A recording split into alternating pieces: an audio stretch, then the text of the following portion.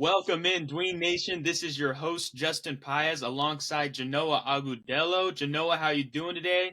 I Yo, Dween Nation, what is going on, man? Justin, we're talking about one of the most interesting positions in football, and I'm so excited to talk about, the top 10 with such a stacked amount of receivers that we had this year in football, Justin. So I'm so ready to dive in. Justin, how are you doing today?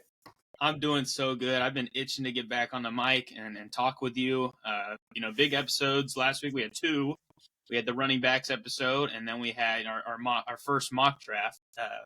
Pre NFL draft season and pre free agency. But we got those running back predictions in, which, I mean, throughout the week, we saw, the fact that all these top running backs did not get tagged. Jacobs, Henry, Saquon, everyone. So, those predictions are going to be very important over the next couple of weeks. And that kind of rolls into today. We have some, big predictions as well as, our performance reviews for our wide receivers from this past season and kind of our outlooks into this season. But we're going to start today with, doing Sports Daily News as we always do. A couple things to, run over some big news that has been happening this week. First off, the franchise tag the window is open for to tag their their players, and just a couple guys. Justin Matabuke from the Baltimore Ravens. You were thinking maybe he'd test free agency. That will not be the case. They have not officially placed the tag on him, but they said if they can't work out a long-term deal, the tag will be placed on him.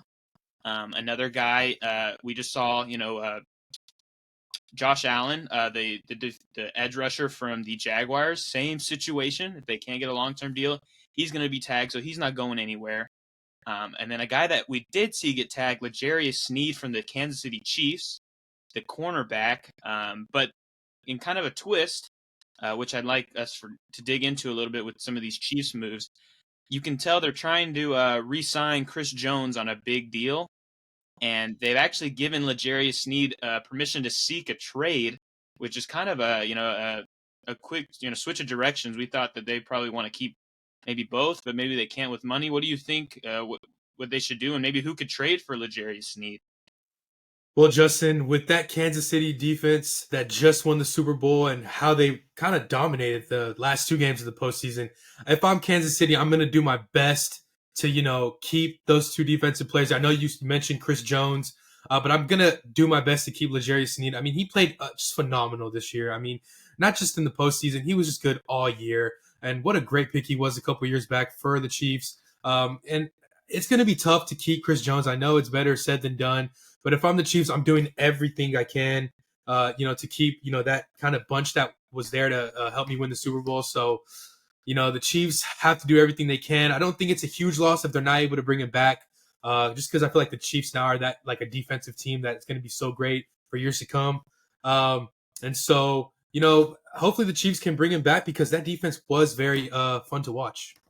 And, I mean, if you watch those games, they put Sneed right on to the top wide receiver for the opposing team, and he was locked down all year. I remember having A.J. Brown in a game when he was hot, and he had like one catch. Like, it was games like that with Sneed all season long. So I think they'd be wrong not to bring him back. But, a team I'm interested in, because they said that he can seek a trade, a team that needs corner are the Philadelphia Eagles, and I feel like they could, maybe deal out some pieces. They got a lot of pieces to throw out. They got like 2 second rounders.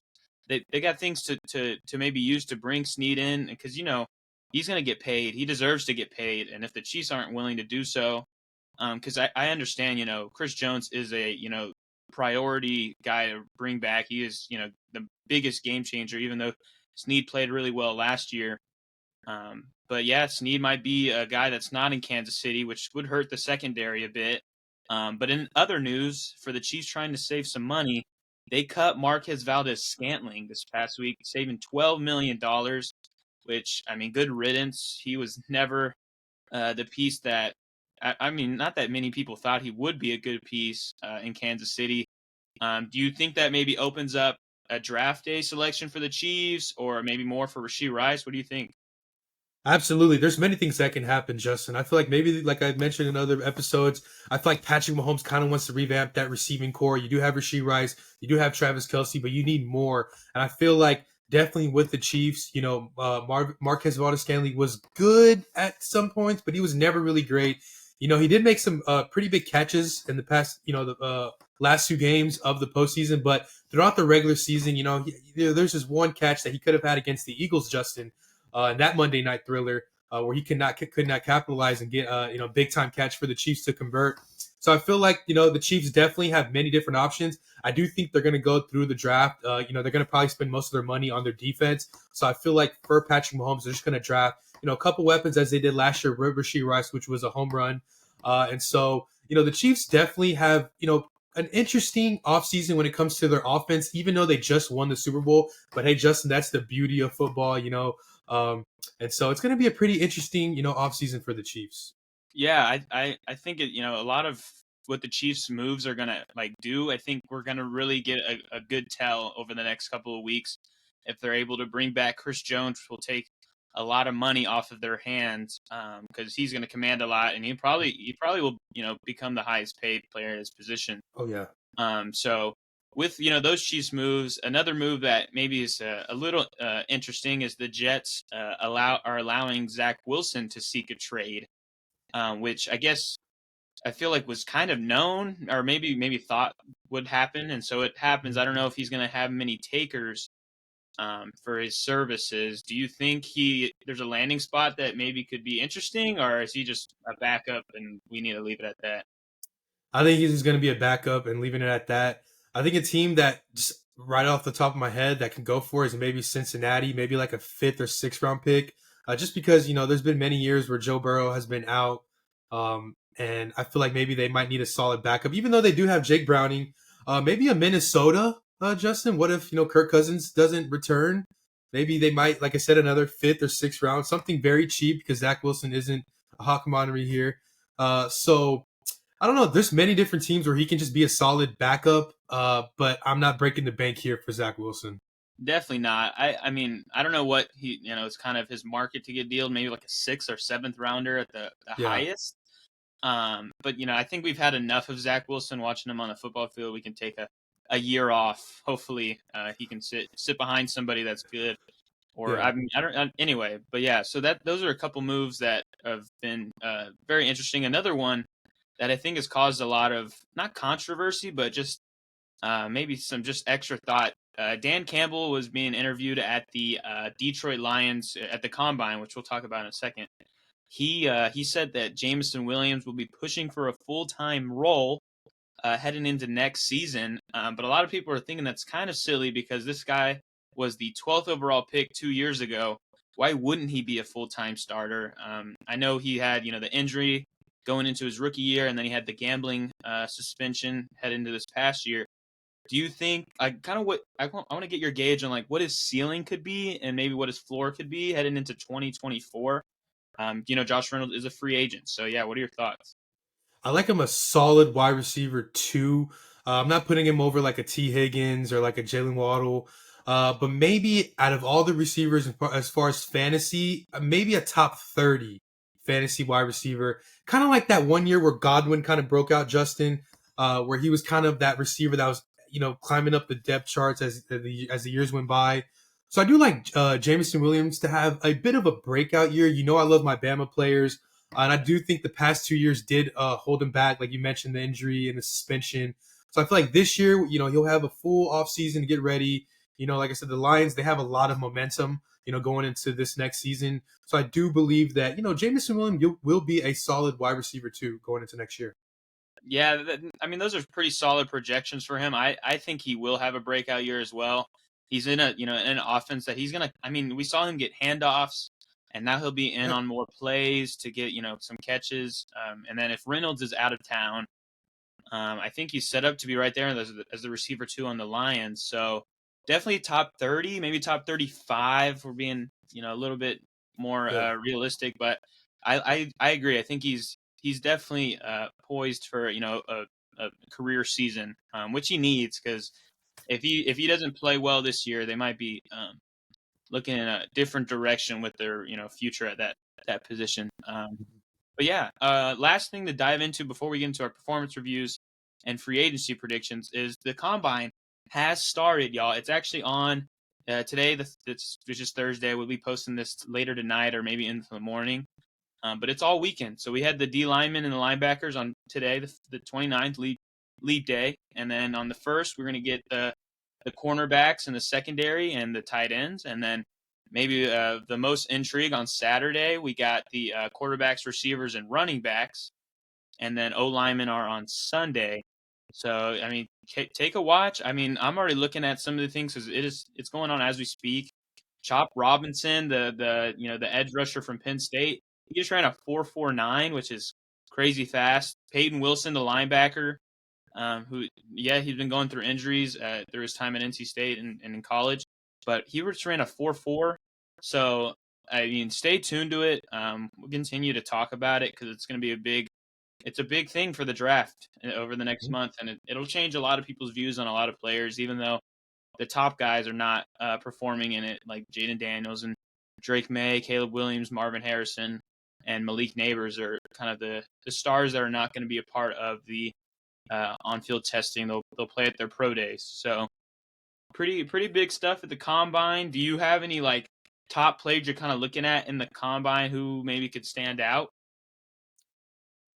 Not too many, but one that's off the top of my head, I have a couple. I like Frank Gore Jr. We did a mock draft, Justin. I don't think we picked him at all. He will probably be a third, fourth, maybe fifth round pick. But hey, I was a fan of his dad. He was one of my first ever fantasy draft picks. And I just love the Gore family. I feel like his son could be something great. Is flying very, very under the radar. Also, Jeremiah Trotter, I believe, from Clemson. Yeah. I feel like he is very underrated. He could be a very solid linebacker in this league, after his first couple years. So those are two players that, I'm definitely going to be all eyes in once their combine is. I feel like with Frank Gore Jr., I feel like he's just got the power. I just want to see how fast he can go on his 40. With Trotter, I think like he's going to be a solid linebacker in this league. Whoever picks him, if they're a contending team, I mean, they just picked up a gem. I mean, if someone like the Chiefs pick up Trotter, Justin, I mean, wow, look out. That guy's going to be a star, I believe, in a couple years. So those are a couple years. Also, you mentioned Neighbors. He is, electric, quick. I mean, he has all the intangibles to be a great wide receiver in this league. And also, how can we forget about Maserati Marvin? We love Marvin Harrison Jr. He is going to be a star. We love him. He's been great for the past couple years. I'm excited to see him at the combine, but I'm not going to really be surprised if he breaks some records at the combine. Yeah, hopefully we get to see something from them. I guess a name that I've been thinking about a lot. We've been talking. I mean, we're just bringing up some famous people's, their kids. Brendan Rice, Jerry Rice's son out of USC. He's got the prototypical build of a wide receiver that can succeed in the league, and so we'll see how his numbers are. And then of course the quarterbacks. I know the top three aren't performing in the combine, but McCarthy, Nix, Penix, those, and Rattler too. I think Rattler's a guy that's going under the radar. If those four guys can show out, it could raise their draft stocks a lot. So those are some guys to take a look at, keep a watch on, and of course we will keep y'all updated as we continue to see everything that goes down. But that kind of ends our Dween Sports Daily News segment. We're headed now into our performance reviews, and we'll end the show with free agency wide receiver predictions. But performance reviews, if just a quick recap, this is our segment where we talk about how the 2023 season went for the top 10 wide receivers in fantasy football in total points, and what we think maybe next year will entail after what we've seen from this past season, and then what the offseason will look like to affect these players. So we'll start at number one. A guy that had a slow start to the season, but man, once Dallas started cooking, it was just lights out. He was by far the best fantasy player from there. It's CeeDee Lamb. He ended the season at the top, and he left no doubt. I mean, Dak kind of finally realized that. I mean, you've got to just hyper target your best players, and he did exactly that. And both of them thrive for it, as we talked about, Dak a couple episodes ago. But I mean, just phenomenal. He's now established as a top wide receiver in this league. A guy that I'm going to have in the first round, most definitely. I don't think anything really changes heading into this year. Cooks is not taking anything extra from him, either as Gallup or Ferguson. If they're not able to find a good running back replacement for Tony Pollard, they might be throwing it even more. So he's a top 3 wide receiver heading into next year. Do you like him as number one since he's got an established quarterback, or what are your thoughts on CD? As far as the top three wide receivers, yes. I kind of want to put him over Tyreek Hill just because I like CeeDee Lamb, Amon-Ra St. Brown, and Justin Jefferson. Not in any order with those three receivers. I do like them. As far as fantasy, definitely a top 5 pick for sure. And I love him going into next year, Justin. When you look at this Dallas Cowboys offense, they're always going to be firing. They're always going to be in shootouts.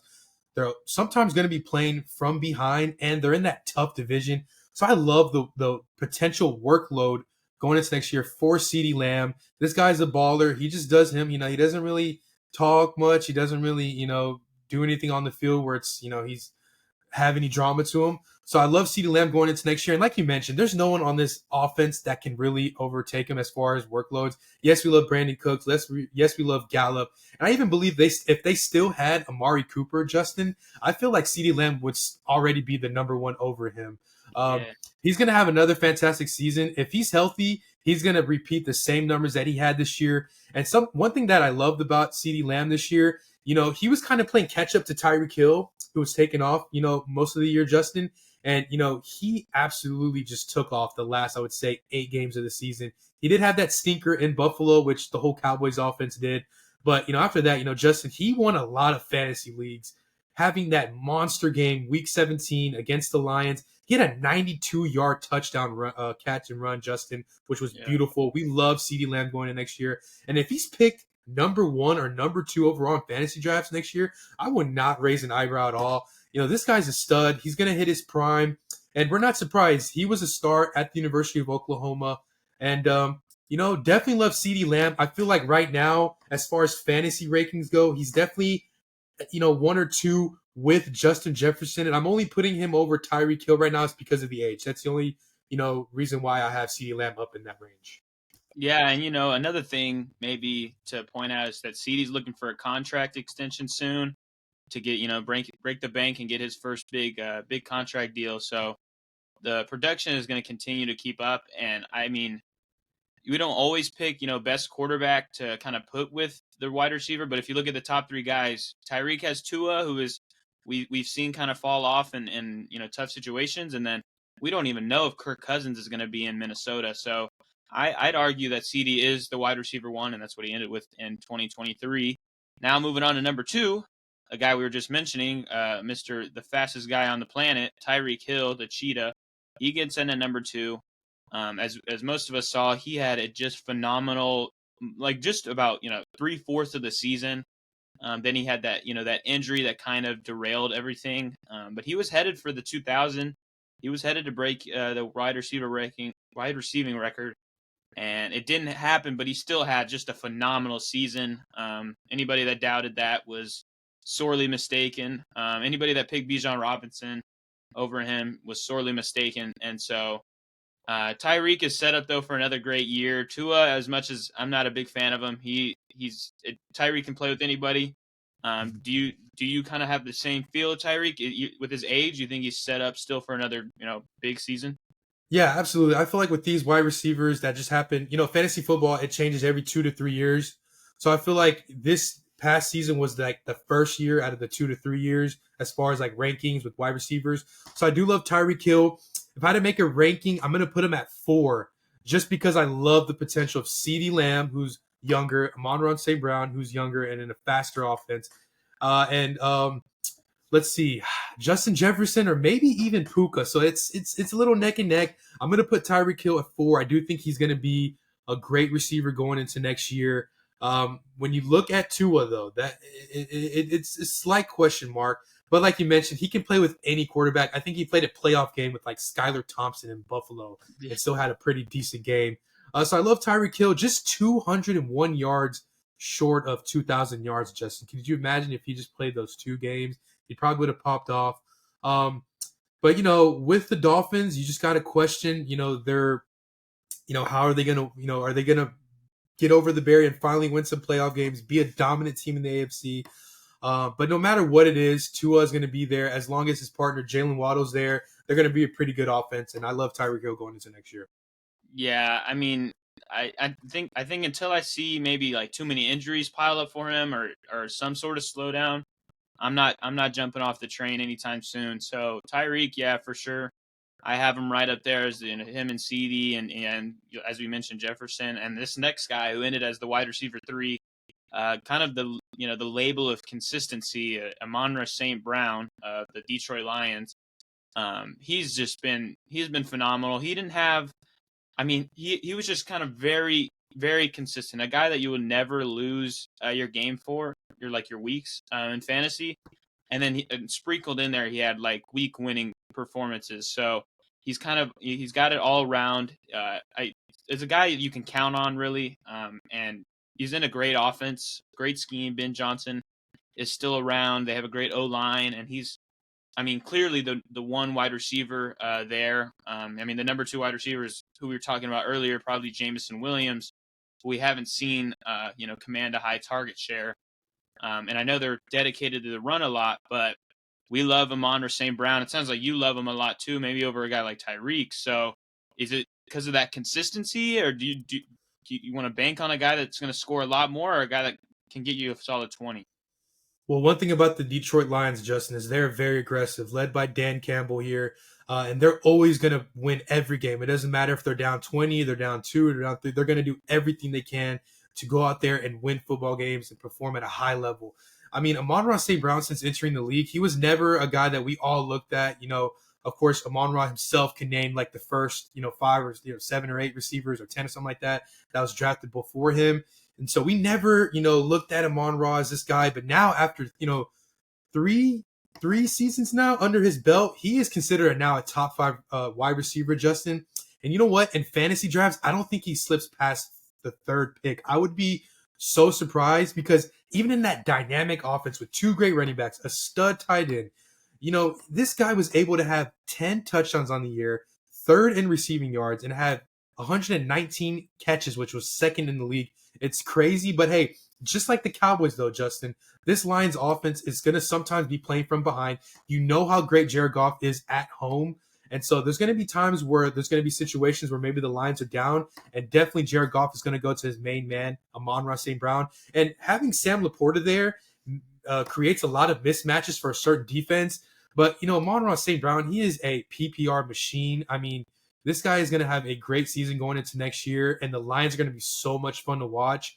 If St. Brown gets drafted after the 3rd or 4th pick next year, I mean, I'm going to be questioning a lot of people's fantasy football's IQ because this guy literally every time, it seemed like every time, Justin, I turned on a Lions game, this guy was just jumping off the TV. So I definitely love St. Brown as a top 3 fantasy wide receiver going into next year, and it's no question.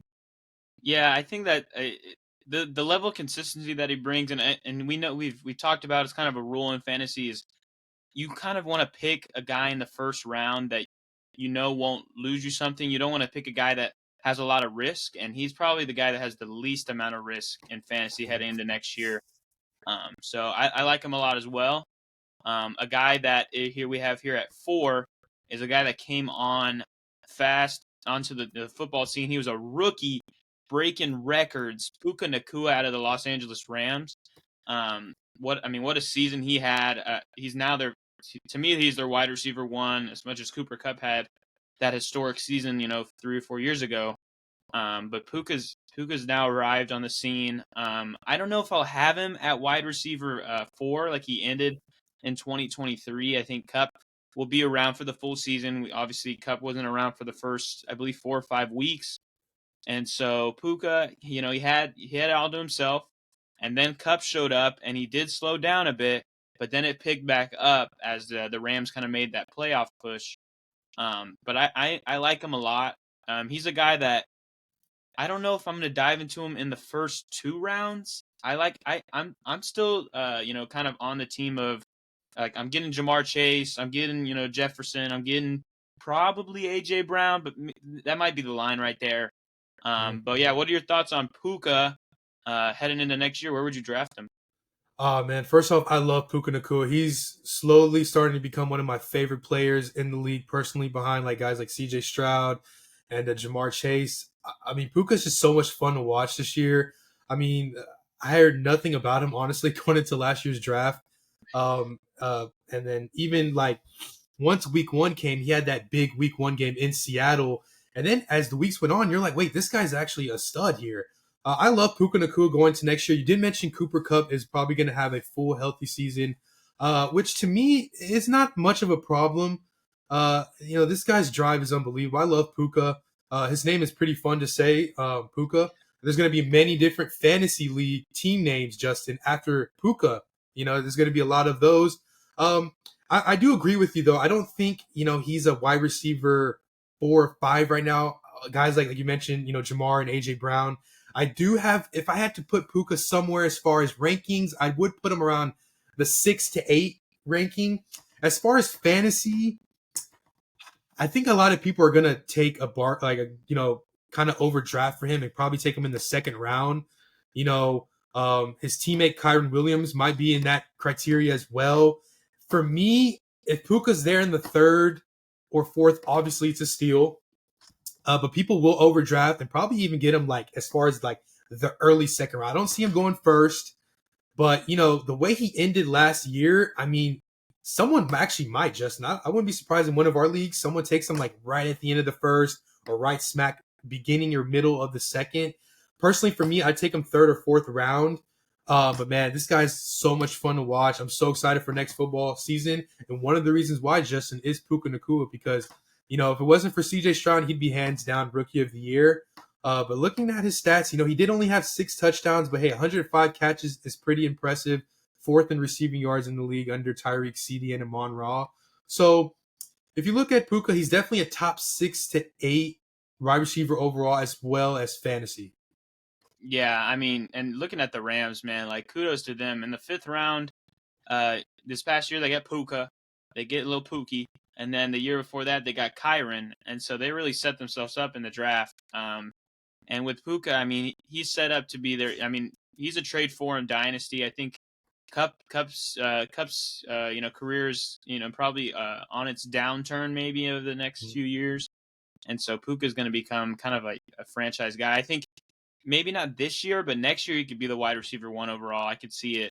He has that skill set, but he also has maybe some concerns if Stafford isn't around for the long run. So, I mean, in Dynasty at least, he's kind of if you could sell him for a lot, maybe sell him. But he's so young and he's got so much to grow more than he already did this year. I mean, he put up like the best rookie wide receiver season of all time. Yeah. If CJ Stroud didn't have his heroics, he would be, hands down the rookie of the year this past season, as you mentioned. And so Puka is definitely just a great player. I think early third is probably where I'll have him penciled in for now. But yeah, he was the wide receiver 4. On the wide receiver 5, we had A.J. Brown, who, as much as, I love my birds, and I had him in a lot of my top leagues, he was fire to start the season. I mean, well, he had those, slow start. He gets mad at Jalen Hurts and then goes ballistic, breaking records, actually. He had, 6 straight games of 125-plus yards. He was wide receiver, 2 at that point because Tyreek was, ablaze as well. And then the bye week hit, and things just went right into the crapper. I don't know what it was with the team. Obviously, the team kind of became a shell of itself. After the bye week and after that 49ers game especially. But it affected just about everybody and especially A.J. Brown. But I'm not going to hold it against him too much because I think the new coordinators on the team are going to be good picks for him. Obviously, we saw Kellen Moore when he was back in Dallas. We saw Amari Cooper have big seasons. And then even last year when the Chargers weren't very pretty, we saw Keenan Allen have a resurgent career under Kellen Moore. And I think, A.J. Brown's obviously he's younger and better now and bigger, and he just has all of those, intangibles to be to continue to be a star wide receiver.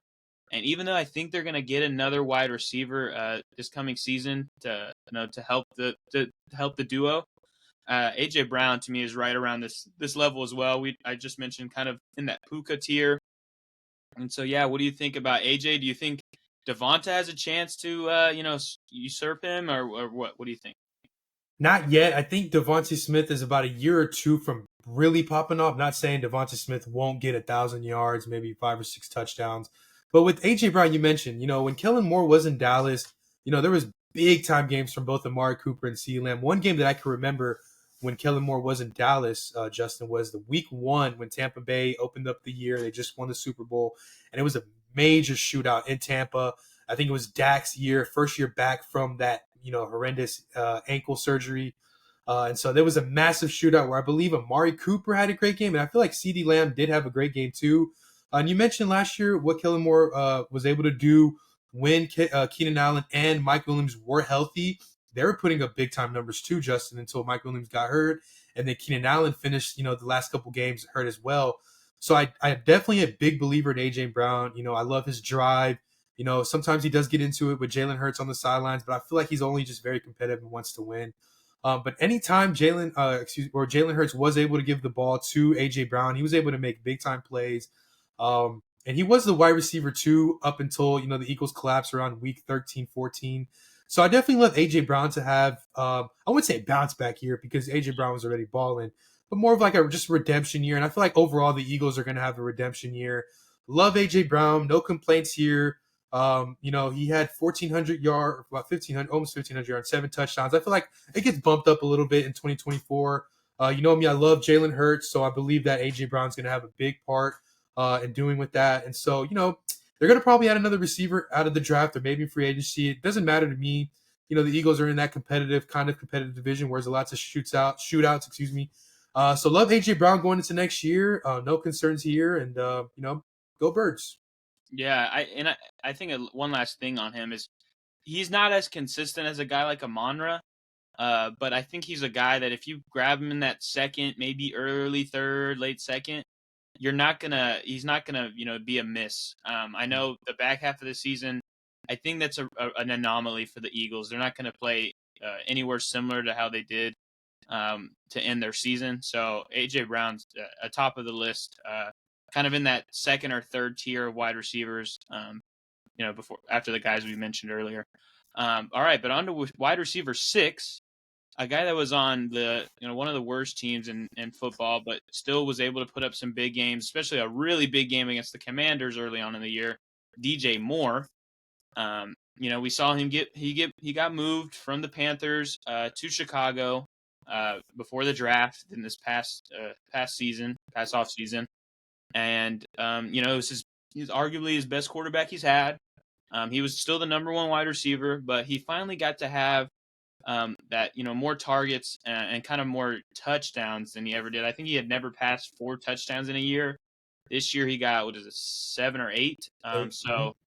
So he definitely had a much better season and a season that I think a lot of people hoped he would and expected he would because he's a very talented player. Now coming into this year, it's going to be a lot different because it looks like Justin Fields won't be in town. It's going to be Caleb Williams, who's a better passer. So I'm hopeful there. I'm not a big fan of their OC, as I've mentioned on the show, but he's he'll probably be a wide receiver 10 to 15 in my projections, at least from looking at it from now. But what are your thoughts, Janelle? Yeah, with DJ Moore, it gets very interesting now to see what Chicago will do. Just want to say, Justin Fields finally had a number 1 receiver, and he delivered for the most part, just saying. But with DJ Moore here, I feel like going into next year, if the Bears were, to draft Caleb Williams, I feel like there's going to be some games where maybe DJ Moore gives you just a goose egg, just gets you nothing. But I feel like it's kind of a in between with DJ Moore, like whether he goes super off like he did that one Thursday night against the Commanders, or he'll have like 2 catches, 12 yards. DJ Moore, it's surprising what he was able to do in Chicago. What a trade, though, for the Bears to get their number 1 receiver, and then now to potentially be picking their franchise quarterback if they don't go with Justin Fields. So, very interesting for DJ Moore. I do think, it's going to be a little bit like an on and off going to next year. Like I mentioned, Caleb Williams probably will have a couple struggle games. Chicago isn't always very competitive and has not been for the past 5 to 6 years, since that one decent good year with Matt Nagy and Mitch Trubisky.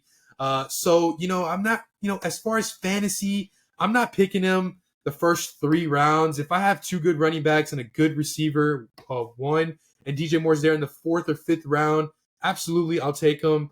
But it's very surprising to see what he did in Chicago. Although now that they're going from an experienced quarterback in Fields to a rookie, I don't expect many great games out of Fields. As far as, just monster, Tyreek Hill, CeeDee Lamb, Amon-Ra St. Brown games. Not saying he won't have another 1,000-yard season, but just a little bit of a precaution with DJ Moore. But, he's still young, and I still think he'll have a pretty decent fantasy year. But just watch out a little bit for him. Like I mentioned, we don't really like the coaching in Chicago, Justin. Mm-hmm. We're not really sure if they can really coach Caleb Williams to perfection. I feel like maybe if they don't win 4 or 5 games with Caleb Williams, I feel like that coaching staff is out of there. So let's put a pause on DJ Moore for a little bit until they get better coaching, better management around that team, until we can consider DJ Moore a Jamar Chase, Justin, Jefferson, and maybe even Puka type wide receivers. Very impressive to see what DJ Moore was able to do this year. Yeah, I think 2023 was very impressive. Definitely his best fantasy output of his career. But I do want to continue. We kind of have some pessimism to what 2024 could look like for him. For one, even though it's Caleb Williams, even though it's going to be the number 1 pick coming in to be his new quarterback, who's a better passer than Fields. Usually rookie quarterbacks, historically don't support, wide receiver ones in fantasy. We saw C.J. Stroud do that this past season, but he's kind of a one-off type of player. It's not something you should expect from him. And then another thing is, even though, his wide receiver 2 is his running mate, Darnell Mooney, is a free agent, which we'll talk about maybe a little later in the free agency predictions. They have the 9th pick as well, and there's been, they've been rumored to get a guy like Rome Odunze or Malik Neighbors. They've just been rumored to get, a day 1 wide receiver, which could be a bad thing for DJ Moore's, fantasy value, getting all the targets he got this past year. So definitely some pessimism heading his way. A guy here who is a free agent who we'll talk about that finds himself at wide receiver 7. Mike Evans, the Texas A&M Aggie alumni. He 10 straight 1,000-yard years, and now he's not going to get franchise tagged by the Buccaneers. We'll discuss who we think he'll go to later in the episode, but for now, we saw him have, his best season that he had in a couple seasons, and you would have never thought that would have happened because he didn't have Tom Brady anymore. He had Baker Mayfield, but I guess with the offensive scheme, we're big fans of Dave Canales here, what he was able to do with that offense. And Mike Evans benefited from it pretty hugely. And now he's headed into free agency, which leaves some uncertainty, of course. Depending on where he lands, could be a big change in his fantasy game. But we'll kind of maybe analyze this past season more. Do you think he's still got enough in the tank for another year or two of fantasy outputs? Absolutely, Justin. If Mike Evans can join a team like Buffalo, like a Houston, maybe like a Cincinnati, a team that has made the playoffs within the last 2 years, that is heading for another deep playoff run, absolutely. I would love to see Mike Evans, win another Super Bowl ring. He was so great in Tampa every single year, just so consistent, literally the definition of consistent. I am hoping my Houston Texans can make a run and bring him home.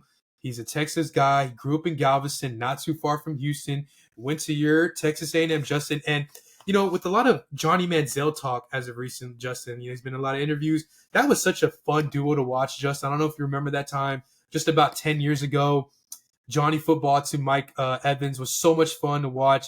And it's crazy how 10, 11 years later, Justin, Mike Evans is still doing it. Big Mike, he's still doing it in the league. And if he could just join a playoff contending team, he would provide a lot of work, possibly another 1,000-yard season. This guy is a Hall of Famer, no doubt, a Buccaneers legend. And 13 touchdowns is crazy when you have Baker Mayfield as your quarterback. I know a guy like Tyreek Hill did have 13 touchdowns, but he's younger, he's quicker, and Tua is a better quarterback, I would say, than Baker in the NFL. So, Mike Evans is what a very impressive year he had. Justin, I get Mike Evans every year in fantasy, and I didn't this year because of his quarterback situation, and I was proven so wrong. I've learned my lesson. if he can come to Houston and play with CJ Stroud, the things they could do is beyond me. Yeah, and I mean, in discussing, what we think next year will be like, it all comes down to really where he's going to land. Um, but I think a good thing for fantasy managers, I mean, if you got him this past year, you probably got him in the fifth round, maybe fourth, fifth round. A lot Probably of people seventh or eighth. okay, even later. And it worked out a lot. I don't think he's going to be in the top 4 rounds unless he, goes to like the Chiefs or something. And so with his talent, you always bet on talent first. And so if he goes a little under the radar because maybe he's, cooped up with Nico Collins and Tank Dell, I'd still, jump on it because he's so talented as a wide receiver. And he was, he ended top 10 again. He's always kind of around that 7 to 12 range at wide receiver. And I think he's going to continue in doing so. Now to number 8, another old guy, an old head, sorta, at least, for the Los Angeles Chargers. Keenan Allen ended right there. Had just, I mean, an amazing season, a season where we thought maybe he'd start kind of nearing that cliff. Because he gets injured from time to time. And then the team, what we were kind of in like that last stand with Brandon Staley, which we all knew was going to fail, and it did. But he had, most of the season he was hot, especially early on when the team was actually clicking on offense. He was amazing, and he's a target hog. And but I think next year could be a very different season for him. Obviously, a new coaching staff. Greg Roman is the offensive coordinator, going to be calling plays. He's a big proponent of running the football, which could lessen some of that passing game. Of course, Keenan Allen still has Justin Herbert. But another thing too is that Mike Williams is returning. Maybe Brock Bowers or Malik Neighbors. Somebody in the draft could change some things up there. Maybe Quinn Johnson has a breakout, which probably won't happen. So that's probably least likely. But Keenan Allen, he's going to be 31, maybe 32 heading into next year. Do you have big hopes for what he could do in 2024? I feel like he can have another solid, year. The thing is with the Chargers, a lot of their stars are aging a little bit as we continue to watch them. Guys like Austin Eckler, who was hurt and never really showed flashes of, the old Austin Eckler that we know and love. Mike Williams is never going to have, a 15, 16, 17 game season. He's just never been that player dating back to his days at Clemson, and so I feel like Keenan Allen might have to be the guy again to, get that workload and that target share kind of increase and just take over. We mentioned Quinton Johnson, who's so good at TCU, and then he gets drafted to the Chargers, Justin, and he's, can't even get 500, 600 yards in the season. I think his only touchdown that he scored was that blowout game against Vegas when they scored 61 on them. I don't even think Quinton Johnson was ever to score a touchdown with Herbert. But, now that we're talking about Herbert here, Herbert's always going to look for Keenan Allen. Anytime they're both healthy, they're a great, fantasy duo. Herbert has a fantastic arm, rocket arm. He can throw all over the field. And with the new coaching staff now with, Jim Harbaugh, I feel like it's going to be a very structured offense. You mentioned that Greg Roman loves to run the football. So maybe it can open up opportunities through the play action with Justin Herbert, who's so great at that. Keenan Allen, it does raise a little bit of a question because of his age, because of his injuries. He did have 1,200 yards and about 7 touchdowns this year, 108 catches, which is pretty impressive for a guy his age. I do think he repeats something around that range. I don't think 1,200, maybe I'm going to go ahead and say maybe 1,100 yards, about 85 catches. And I'll say he repeats the same thing this year as far as touchdowns, 7. But a little bit of a question with Keenan Allen. I understand if you can get him around the 5th or 6th round in fantasy drafts, I think it's even better if you have a guy like Herbert already as your quarterback. But yeah, Keenan Allen is starting to get old. He's been around for about 10 years now, a little bit older, I believe, than Mike Evans. So it does raise a cause for concern, but you got to believe with Jim Harbaugh now as the coach, I feel like maybe they might just offer a little bit more of a structured offense. I feel like they're probably going to be a little bit, cautious with Keenan Allen. Yeah, I think so. I'm looking at it here. He'll be 32 once the season gets underway. And yeah, I didn't mention it too much before, but you said it. I know I said Greg Roman, but I do love the Jim Harbaugh hiring. Big fan of him. So that's kind of where I'm kind of holding on to hope for. And hopefully maybe he can have one last big year before, he kind of rides off into the sunset. For dynasty, for dynasty members that have Keenan Allen, if you can sell him high at all, do so. Try to get some young pieces for him, some draft picks or something. But yeah, so he's the 8th wide receiver.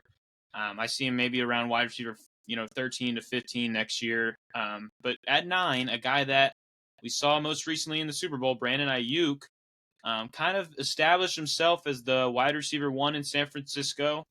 I'll be completely candid. I've never been a huge believer in Brandon Ayuk, especially when I saw what Deebo Samuel can do. I kind of just regarded him as that top guy, but Ayuk kind of put out a very consistent season this past year. He started off hot.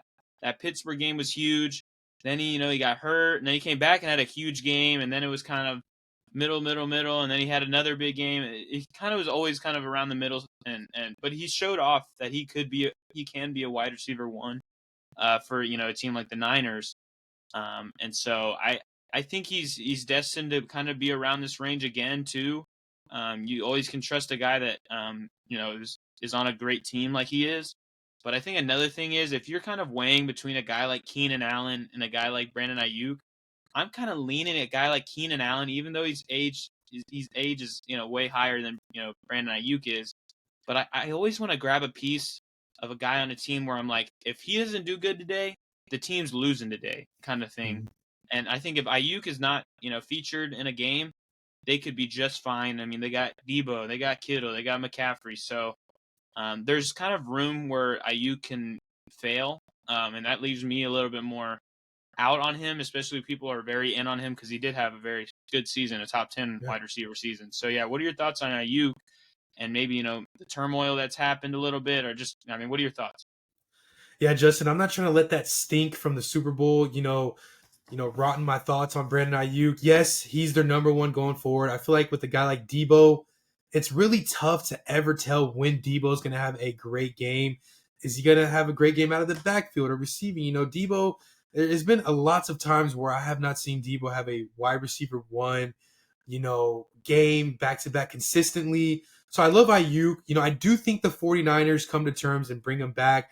I think a lot of this, turmoil that you mentioned, the talking, I think that's just off-season chatter. They just lost the Super Bowl. It's a absolute bitter taste in their mouth. They had a better offense than they did 4 years ago when they first went into the Super Bowl. They lost to the same team twice now.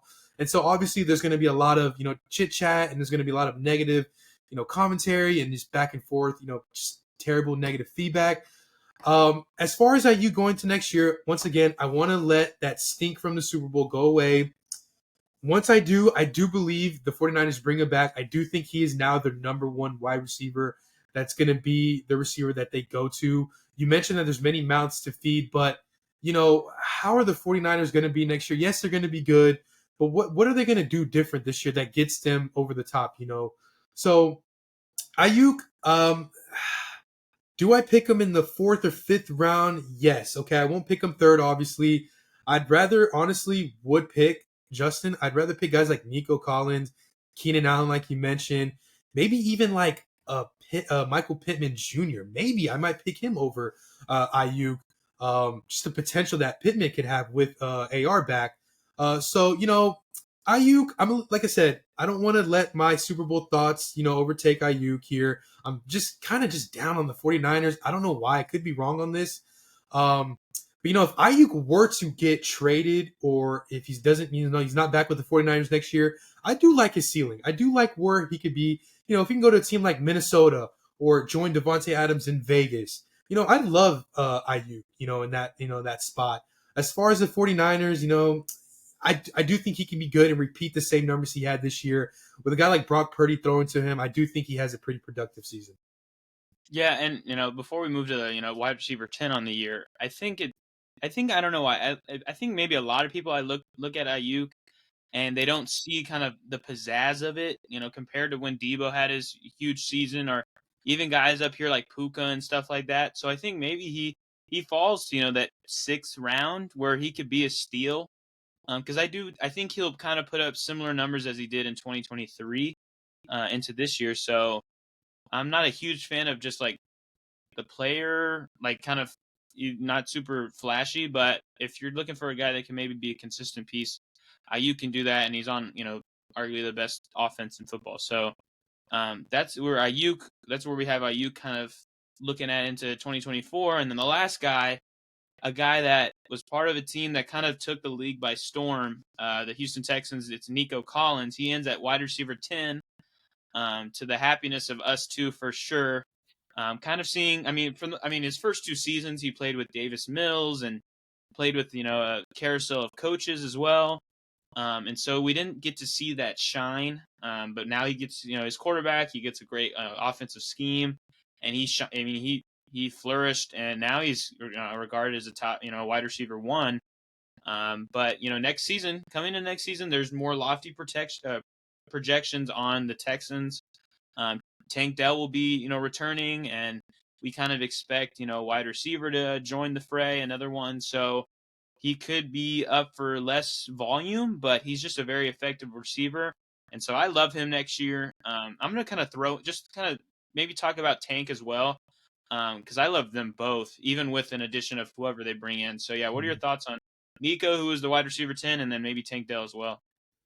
Oh man, Justin, as a Texans fan, it's finally great to see. We haven't had a pretty great wide receiver that's been up in the rankings since DeAndre Hopkins, got traded, in those 3 to 4 down years with David Coley and Lovie Smith. We really didn't have that top offensive playmaker, as well as we didn't even really have a quarterback until we got CJ. So, going into next year, I love Nico Collins. If you can get him, he's probably going to go in the 3rd or 4th round. But Justin, with Tank Dell now, it gets very interesting and very fun to watch, even if you're not a Texans fan. Tank Dell, he did get hurt in around November, December. So I feel like he's going to be ready to go going into next year. In this offense, it gets very interesting now. It gets very 49ers-ish, where everybody can get fed. It doesn't matter who it is. If you can bring a Mike Evans and a Saquon and still have Tank Dell and Nico Collins, I feel like all of them will have a great season. They will put up number 1 receivers, because with CJ Stroud, he gets the ball to anyone and anyone, really. Whatever fits the scheme that he's reading, CJ Stroud can read defenses like nobody can. So I feel like anybody can get fed in this offense. So with Nico Collins and Tank Dell still there, I feel like even if they add Mike Evans and Saquon, I would not be worried if you have one of those players, because I feel like anybody in this team can get, fed. The Texans, even though they had a good year out of rushing through Singletary, I don't feel like they're really so much of a rushing team. I feel like CJ Stroud knows how to control the offense, can get the ball to anybody. And it's so great now being a Texans fan, seeing, Nico Collins and, my guy Tank Dell out of the University of Houston. So, there's going to be so many mouths to feed, but it doesn't really matter in this offense. You can draft Nico Collins in the 3rd or 4th round, and if they have Mike Evans, if they have whoever they have, I have no worry in doubt. As long as Nico Collins is healthy, he's there. He's going to get his share. He's going to get his catches, his touchdowns, and so will everybody else. So, like I said, CJ Stroud is a top 5 quarterback going into next year, fantasy-wise as well. And one of the reasons why is because now he has a reliable number 1 receiver in Nico Collins and Tank Dell as well. We love Tank Dell. So it's going to be like a power kind of wide receiver in Nico Collins to the speedy Tank Dell. It's going to work out so great. If these guys can be healthy, I love my Texans going into next year all over the board. No matter who they add, all these players are going to get fed with a great quarterback like CJ Stroud. Yeah, and I think with CJ, kind of anything's possible. And I want to throw in 2 more things, just like on top of this is for Nico. He's the wide receiver 1 on the team, kind of regarded as the wide receiver 1. He's the big guy. But I'll offer this: if Tank Dell's going a round or 2 later than him in fantasy drafts next year, he might be more worth the selection, just because I think both of them are kind of headed for maybe a similar, big season. And if you're able to get the same production, 2 rounds later, or maybe even a round later, Tank Dell could be the guy there. I think that might be a thing some people kind of take into consideration. And then another thing, you brought up Saquon. Just kind of a thing that came out today is that he's been in contact with CJ Stroud. So it could be time will only tell if we see Saquon in Houston, which would be pretty spectacular, especially for fantasy as well, past being a Houston fan. So that wraps up our top 10 performance reviews for wide receivers. And now we're headed into free agency, which I know is probably people's most favorite thing. I know I love it. I love projecting and fantasizing and kind of, putting together where and realistically where as well, like who we like at what spot. And we're going to start with a guy we brought up who was in the top 10 uh, in fantasy this past year, Mike Evans. He didn't get tagged. And now, even though the Bucks are in talks with, bringing him back, I want to start with you. I'll defer to you. Where do you think Mike Evans will land in 2024? Well, Justin, I want to bring him home, bring him back to Houston. When he played the Texans this year, he came in an Astros jersey, dressed up. Tampa Bay does have a baseball team, Justin, and he did not, hardly ever, just saying. And he's attended many, many Rockets games. This guy's, he's showed him so much love to Houston. So, I mean, why not just bring him home? But if he doesn't go to the Texans, that would hurt me. But there's many, many different teams, another team that I've mentioned, the Buffalo Bills, who we don't really know what's going to happen with Stephon Diggs.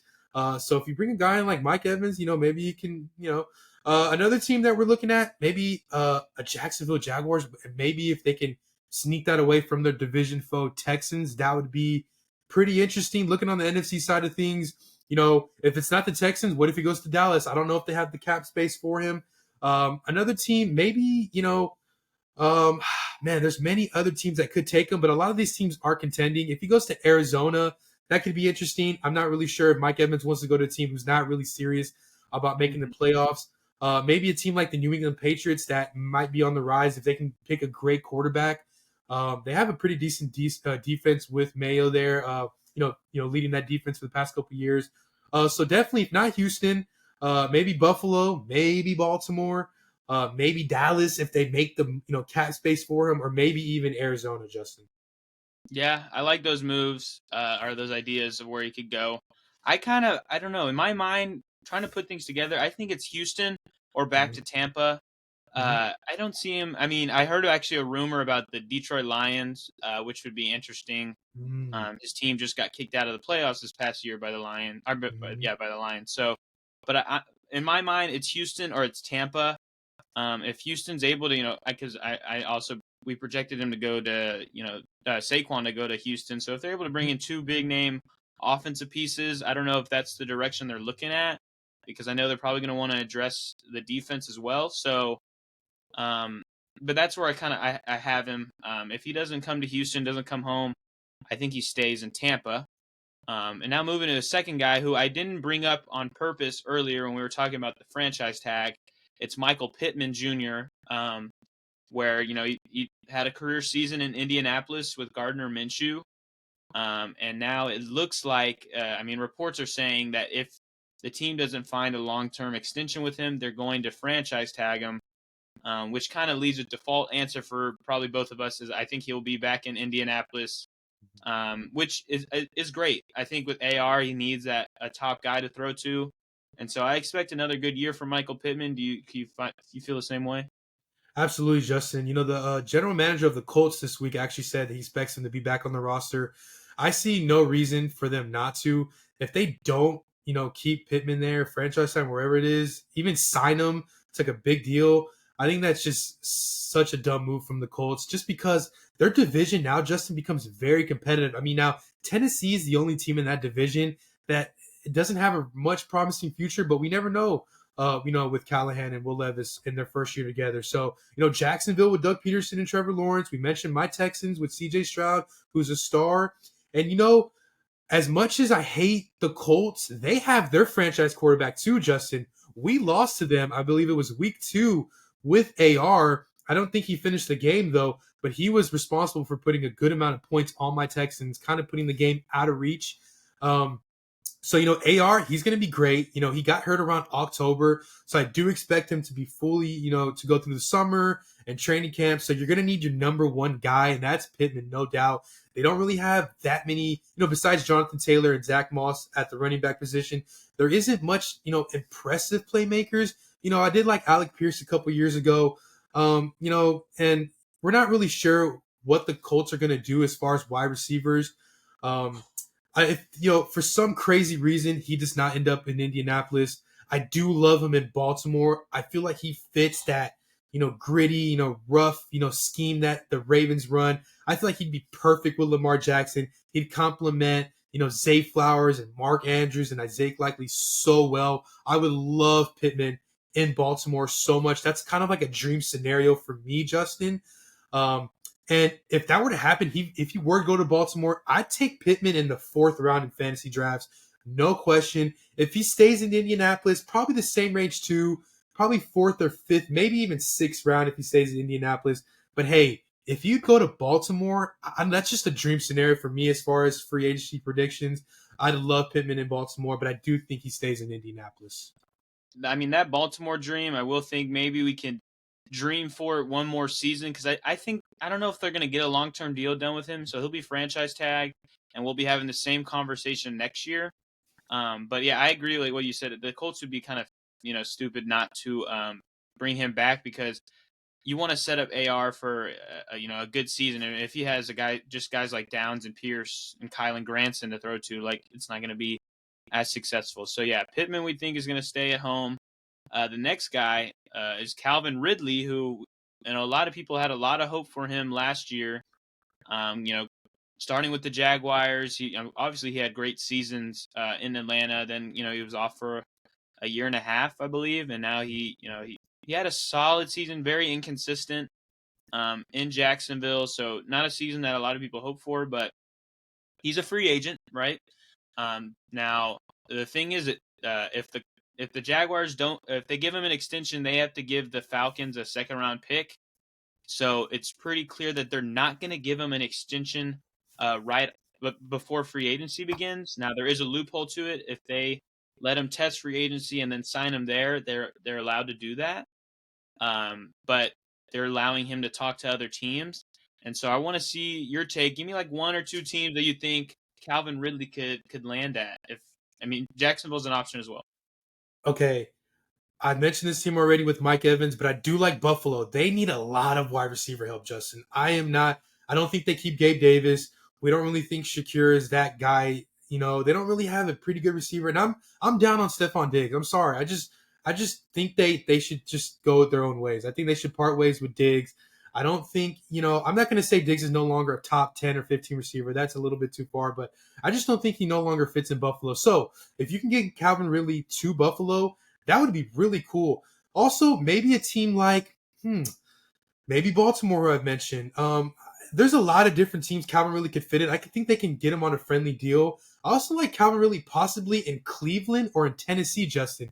Pay attention to Cleveland now. They do have Amari Cooper. They don't have that second guy that Deshaun Watson gets to, or Joe Flacco. So that's one team. And as well as Tennessee, Hopkins is getting up there in age, and I do feel like with Calvin Ridley, Justin, going into this past year, he didn't really have that, he lost that year. So I feel like certain football players, when they don't play that 1 year because of a suspension or whatever it may be, they kind of lose a step. But I feel like if they can get another year around, practicing with their team, another, offseason with them, I do like Ridley to stay in Jacksonville. And I do think he has a pretty okay, a better season. It says here that he has 1,000 yards this year with 8 touchdowns. Justin, I'm not going to lie to you. It did not feel that way. There was many games this year where, Ridley was not a factor with the Jags. There was guys like, Christian Kirk and Zay Jones, I believe, that had better games than him. But once Zay Jones kind of went out and he was, in and out the lineup, Ridley was still very inconsistent. It was hard to tell when he was going to have a great game. Even in games that Jacksonville had shootouts, it was more like Kirk that had better games. So I do like Ridley to have a better season going into next year. I do think he stays with Jacksonville. I would find it hard to believe they don't. But if not, what if he joins a team like the Chargers too, Justin? A team that has a lot of downgraded wide receivers that we're not really too high on.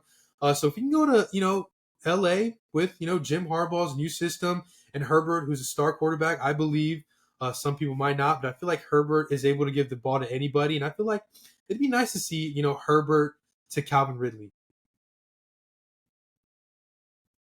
Yeah. Yeah, I think that would be great.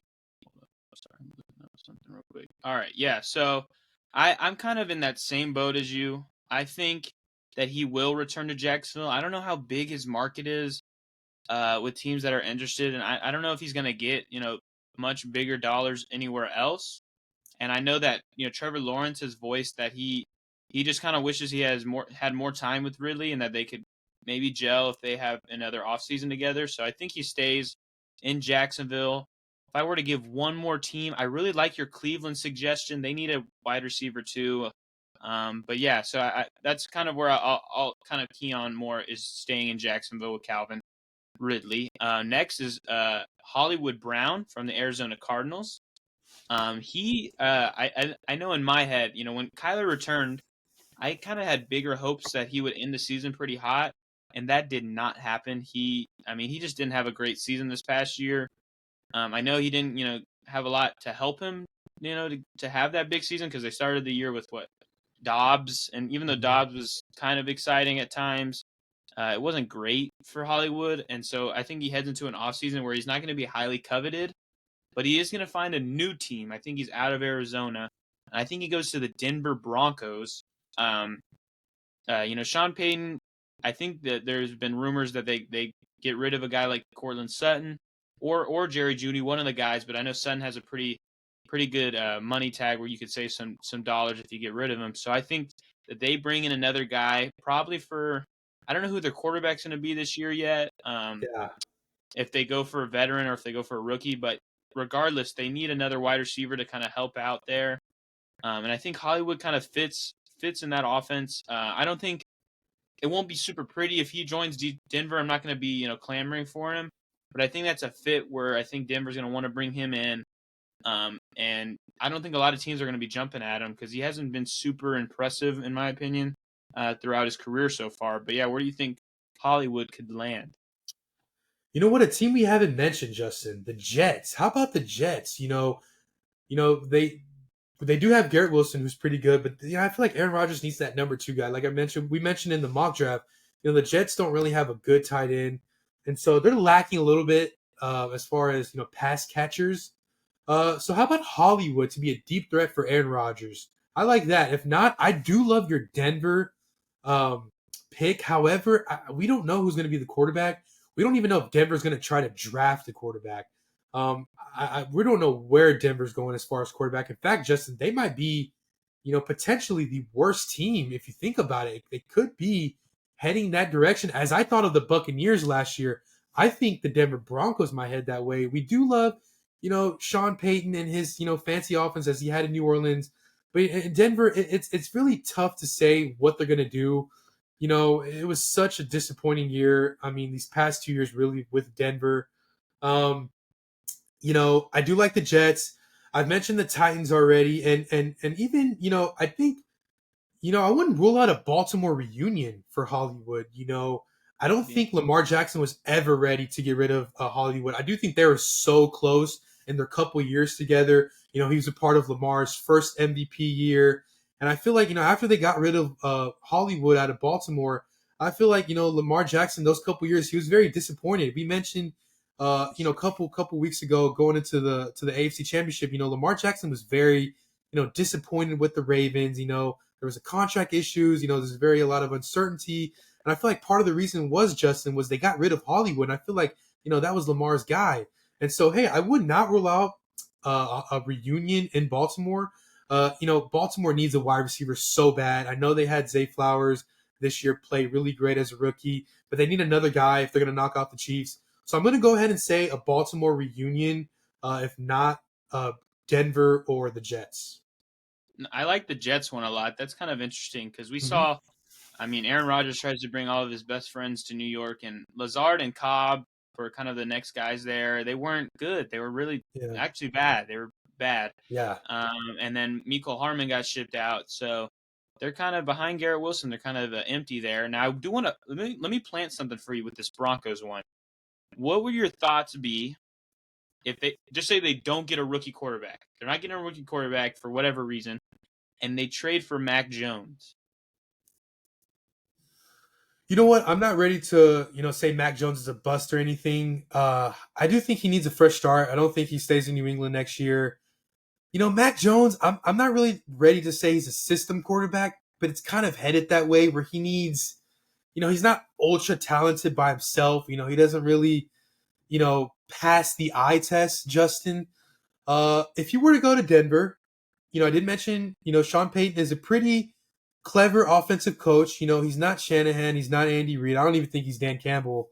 Um, but Justin, I do kind of like it. I don't hate it. I kind of like it. Denver needs a quarterback. They cannot. I don't even know who's their backup quarterback after Russell. I think. It's Stidham. I like Stiddy. He was, but Stiddy and Mac Jones would be reunited now in Denver. I'm not really sure if Stidham's a free agent or not. But I'm not ready to say Mac Jones is a bust. So I don't hate the idea. I like it. I'm just trying to place where, I mean, this is kind of a side tangent, but where Mac Jones could land. I mean, Minnesota needs a quarterback if they don't get Kirk Cousins signed, so that could be a place. The Raiders, I don't see them bringing him in, but they need a quarterback. Yeah. They're not sticking with O'Connell. And then same with Denver. As much as Stidham's had maybe a couple sparks, I don't think they're going to try to go into a season with him as the starter. But anyway, yeah. So moving past that was just something I wanted to throw in there as a possibility. But the next free agent that's on here is a guy that is we talked about the definition of consistency earlier with Amon St. Brown.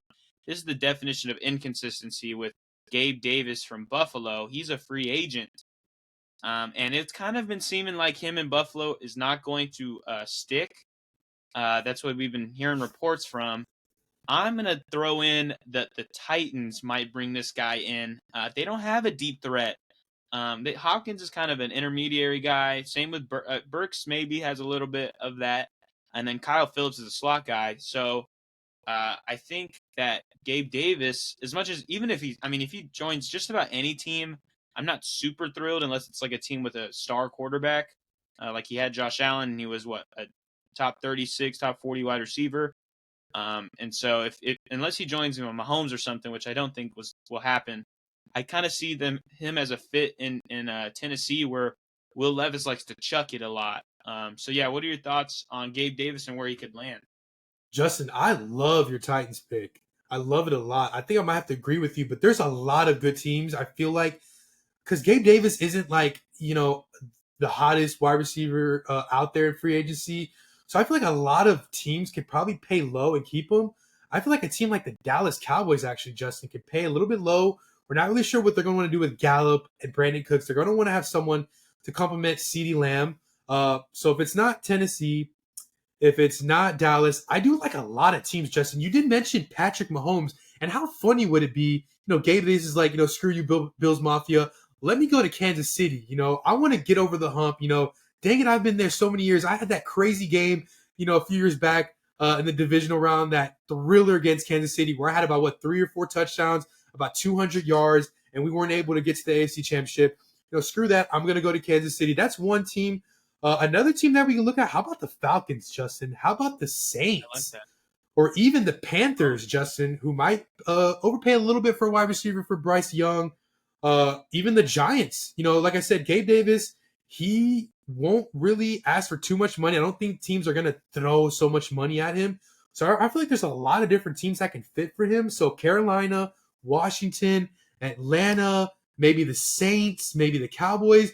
I love your Titans pick, but also the Jets. There's a lot of different teams that can, pay a little bit under him, 2-3 years, maybe about 15 mil in total, maybe something. I don't think more than 20 mil, Justin, for Gabe Davis. So I don't think he stays in Buffalo. He did, I think, get into it with Bills Mafia the very last game of the season. I feel like that probably left a sour taste in his mouth. So he's probably on the way out. There's many different teams, Justin, I think he can go to. What if he can go to Cincinnati on a cheap deal and you can have Jamar T. Higgins and Gabe Davis, Justin? That'd be a great deal. So I feel like Gabe Davis can be a great wide receiver 3 on any contending team. If he goes to Kansas City, I would love Gabe Davis in Kansas City. So many, many different teams in for Gabe Davis. I do love your Tennessee pick, though. Yeah, I mean, as you kind of dive in, you're mentioning a number of these teams. I could see him fit in all of them. I know for fantasy guys, we're always trying to find the best fantasy landing spot. It's definitely the Chiefs, as you mentioned. They're in need of wide receiver. But I think Titans is kind of where he'll fall. But yeah, Gabe Davis, I think he continues to have that label, and he'll continue to be that inconsistent guy, just about wherever he goes, unless he gets, a top 3 quarterback like he had in Buffalo. But yeah, all right. Now we're gonna run through the last few names because we're running short on time. I'm gonna dive into Tyler Boyd. I want to hear your take on where he could go if he stays at home or if he leaves out because he is a free agent and they just brought back T. Higgins. I'm going to go ahead and say that Tyler Boyd goes to the Chargers. I feel like the Chargers need a couple other good receivers that can pay low for. And I do like Tyler Boyd to go there. When you see what Tyler Boyd has done, he's played with so many different quarterbacks in Cincinnati. I think he's been there ever since the Andy Dalton days, Justin. So I feel like Tyler Boyd is pretty good with any top quarterback. I love to see him, though, with the Chargers.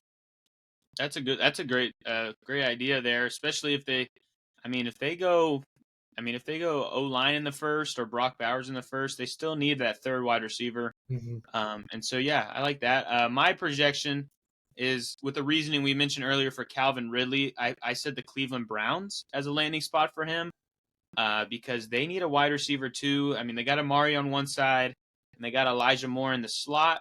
And then we don't know if a guy like Cedric Tillman can flourish into that. So I think they bring in a veteran and Tyler Boyd, a division rival, which, is kind of, scary, but I think Boyd and Cleveland kind of makes some sense. So yeah. All right. Next guy, Darnell Mooney, deep threat Darnell. He's a free agent. I don't think he's staying in Chicago. It hasn't seemed like they're doing that. I mean, they're probably going to get a first round wide receiver, so they'll have 2 guys already. Not enough to bring a guy like Darnell back. And then I know we've mentioned a number of teams people going places, but where I'm sticking at, I think he goes to the Chiefs. Mm-hmm. They need a deep threat guy. He's young enough and probably cheap enough to go to Kansas City and be a good piece. I think he would excite a lot of people going to Kansas City. So that's where I have him landing. Where do you have him landing? I'm going to agree with you, Justin. He had his best season under Matt Nagy, who's now the offensive coordinator and has won back-to-back Super Bowls for the Chiefs. I think Nagy was like the quarterbacks coach a year ago, and then this past year he was a coordinator when Bieniemy went to Washington. So hey, Mooney has had a couple down years since Nagy has been gone. So hey, why not reunite with Nagy, with the best quarterback in the league and the best coach in the league? I love it. I don't really think Mooney goes anywhere else. I think it's a no-brainer that he does go to Kansas City, Justin. Yeah. All right. Well, we're kind of aligned there. Yeah. He's kind of a guy too where he's going to be a cheaper, I think, bring in. So maybe a lot of teams have some interest in him because he's younger too. It's his second contract that he's going to be getting. So, but we're kind of aligned there with the Chiefs. Mm-hmm. A guy this next guy, I think is honestly the sleeper of free agency. I think he could land in a certain spot and kind of be a game changer. This is Curtis Samuel. We've seen him kind of be in and out of being a solid wide receiver in Washington. It hasn't been super special, in my opinion, but he had some bright spots at times. I want to see where you have him, and then I'll share where I got him going to. Well, there's a lot of good teams for Curtis Samuel. He's very underrated. You could make the argument that he was the best receiver in Washington over McLaurin.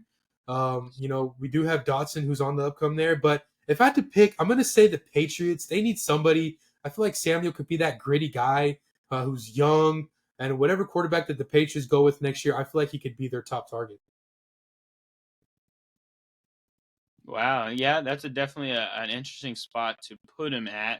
I have him going to the Philadelphia Eagles. I think he kind of fits right in there in the slot to be their third wide receiver.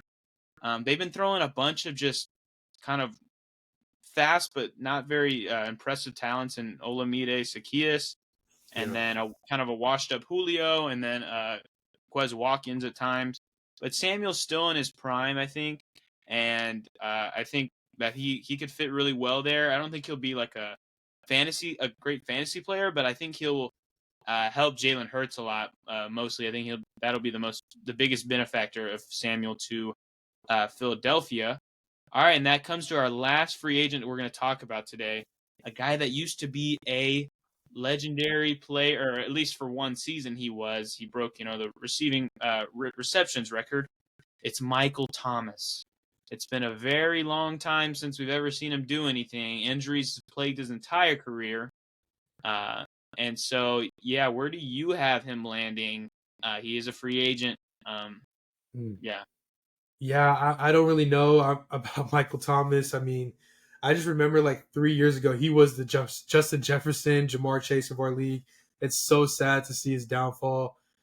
It's honestly going to be a tough, pick to see where he's going to go, Justin. I mean, if he goes to the team, I feel like he could be a cut candidate when preseason is done, Justin. So if I had to pick a team, I'm just going to throw a pin. I'm just going to say the Vikings. I feel like they, maybe they can do something with it if they can bring back Kirk. I feel like it'd be cool for Kirk Cousins to have Jefferson, Osborne, Addison, and Michael Thomas. I just don't think Michael Thomas is going to be a factor anywhere. I mean, hey, if he goes to Kansas City, I feel like Michael Thomas will still find a way to not be healthy, to not even play 5 or 6 games. It's just so uncertain. I don't even know if he has a team next year. That's just crazy to say because all the receivers we've talked about, Justin, potentially will have a team, no doubt. I'm just gonna say Broncos or Sean Payton was his coach when he had those good couple years, so maybe the Broncos. But what's the quarterback situation going to be? I don't think Michael Thomas probably has a say, and he's probably just going to want to be on a team. So maybe the Vikings or maybe the Broncos. Yeah, the Broncos one kind of makes me intrigued a little bit. I was kind of throwing a little trick, not a trick question, but a trick to this pick. I picked him staying in free agency. I picked him arguably not having a team next year and maybe retiring after the next one. I think his career is toast. Injuries has just plagued it, fully on. He had that 1 year, that one golden year, and a lot of people believed he could kind of bring that back, but we've never seen it. We haven't seen it since. And so I actually, in my notes, I put him as a free agent, which means he's not going to sign anywhere. And it's kind of a sour tone we're ending this show to. Yeah, Um, yeah. but hey, wide receivers. That's the thing too, is there's a plenty. I think teams, if they want to bring in a really washed up, injury prone vet versus a first, day one, day two rookie, they're going with the day one, day two rookie 10 times out of 10, and that's gonna put a nail in the coffin there. But yeah, that wraps up our free agency predictions for wide receivers, and I just kind of want to preview what next week's gonna look like. Next week's gonna be very different than what we've been doing. We've been running through, quarterbacks, running backs, wide receivers. I think we're going to tip our toe into, a little bit more predictions for free agency because we haven't tapped into quarterbacks and tight ends then. And then we're going to jump into what we're calling our power rankings. So, and draft and team needs, which we're very excited about. So we're going to run through all 32 teams and talk about what they need in 2024 through free agency, through the draft, and heading into next year. And then kind of just where we see each team stacking as it stands right now. And so next week's a big episode. This week was a big episode. But we'll close out our free agency predictions next week, and then we'll have those power rankings, which we're very excited about. But yeah, stay tuned because, news is flying in and out. The combine, as we mentioned at the beginning of the show, it's on and it's running over the next few days. And then free agency, we got just like a week away. Teams will be able to start talking. We'll hear the chirps from the woodwork. Saquon's going here, and nothing will be official till I believe the 10th or 11th is when teams can officially talk to people. But every year we hear it, prior to it, like, hey, these things are happening and things are going to start cooking up, and we're going to be covering it. So stay tuned with us. Dween Nation, thank you for listening. Genoa, send us out. Yo, Dween Nation. This is about to be the start of a very fun free agency. We're so happy to discuss it with you guys. Just stick with us, man, and we're just going to give you all the news the best we can with our two wonderful hosts here. And hey, Dween Nation, thanks for watching, and have a great week. Peace. Peace.